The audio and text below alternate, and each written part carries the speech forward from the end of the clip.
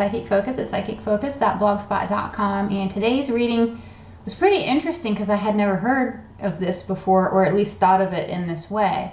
And the title of the post is Significance of the Vector in Space Program Emblems. The question is, Lynn, I just came across a video that talks about how the vector, and it's that V shape, is shown within many, if not most, space program emblems, regardless of the country or the program. Can you look at it and see what you think? This does feel like symbology at play, but what is it symbolizing? There are lots of theories out there. Some are innocent, some not so innocent. I'm curious of your perspective. And I'll put some examples out on the video so you can see exactly what I'm talking about. The NASA program has it. The Chinese, Japanese, all these different space programs have this shape. It might be contorted and manipulated, some pointing up, down, sideways, but nonetheless, it's still there. It's still a common theme within all these different emblems. So, I looked at the picture and I glanced at the video to see just what exactly they were talking about, because this was a newer concept for me and I wanted to feel as though I was tapping into it. And I absolutely do see the synchronicity of a vector within all these different emblems and tied to all these different programs. What I really wanted to know is why. What is the significance? Why are they all like that?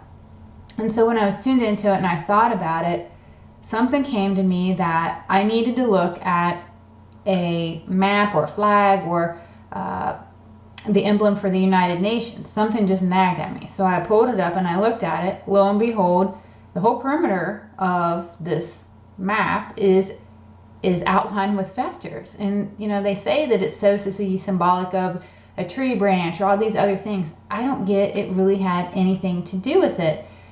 And so I'm looking at it and I'm seeing this and it's all coming to me. And then I heard and had a, I guess, an intuitive response at the same time that we are all trapped here, surrounded and guarded by ETs, meaning we're here on Earth and there's all these ET beings around us, not really allowing us to leave.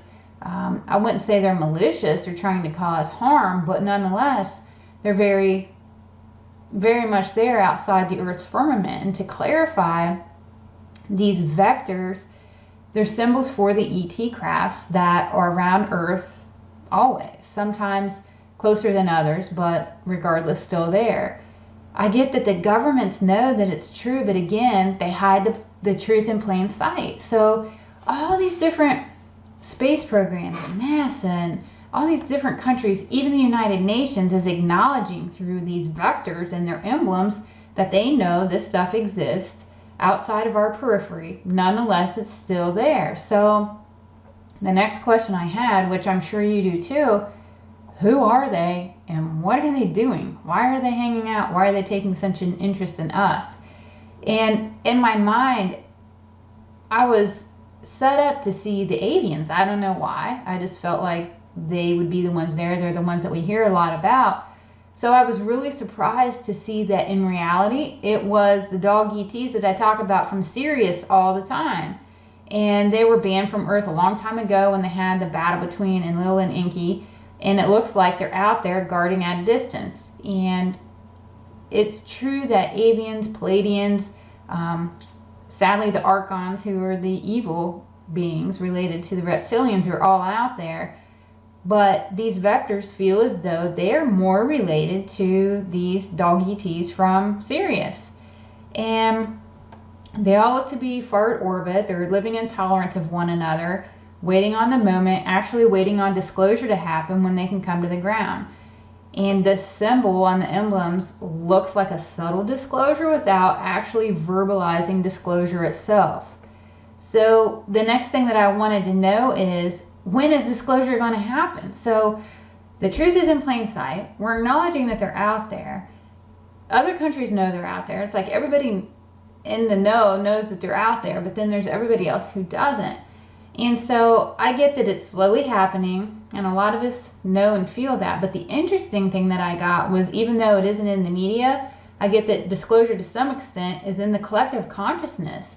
And people are waking up, expanding their minds, and opening up to ideas that many have not previously considered. So it looks like it's happening both from the inside out through a subconscious awakening, and externally through signs and subtle hints. I don't see an official disclosure for a few more years, but we're progressing in that right direction. And it's almost like these ETs are saying, okay, powers that were, you're not going to disclose that we're out here. We're just going to tap into the subconscious, and we're going to wake people up from the inside out. So it's almost like they're helping their own reveal, because the people here that want to keep it suppressed are doing just that. So that's their way to counteract all this. And so pretty interesting reading. I had never really looked at this or thought about it in much depth. So I thought it was a pretty cool topic to delve into. So again, thank you for listening. Feel free to leave a comment, like me, share me, all those things, they help me out. And again, I'm Lynn with Psychic Focus at psychicfocus.blogspot.com. Thanks. Bye.